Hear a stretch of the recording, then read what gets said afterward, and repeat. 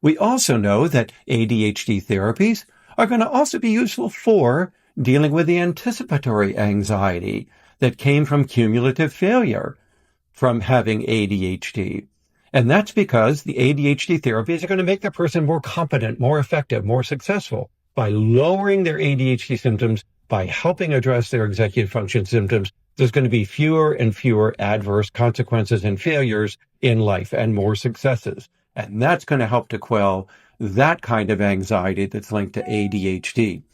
But we're not going to see ADHD therapies doing much for classic symptoms of anxiety. And in that case, we're going to need to target classic anxiety disorders with classic anxiety-focused therapies, such as traditional cognitive behavior therapy that focuses more on identifying emotional eliciting events, anxiety eliciting events specifically, and how to address them through changes in cognition. Changing how we think, that changes the risk of emotional sequelae with that. We're going to need to institute anti-anxiety medications, which aren't going to do anything for ADHD, but would help with classic anxiety.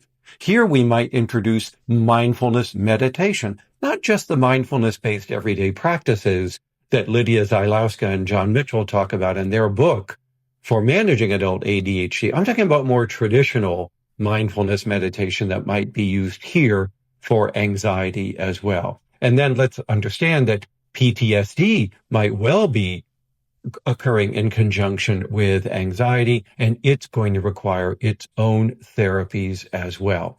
So I hope you can understand that the relationship of ADHD to anxiety is very complex, very complicated, but we can break it down this way and get a very good understanding of what to expect from each disorder, why ADHD increases anxiety over time, what kinds of inattention go with each of these disorders, and what kinds of therapies we're going to need to address the three levels of anxiety. So I hope that you can see that there is a strong relationship between the two disorders and that we can do something about them. And oh, by the way, there's a couple of recent papers that show that treating even classic anxiety disorder symptoms can feed back to improve ADHD to some extent, because some of the inattention in ADHD is due to anxiety, probably that cognitive disengagement syndrome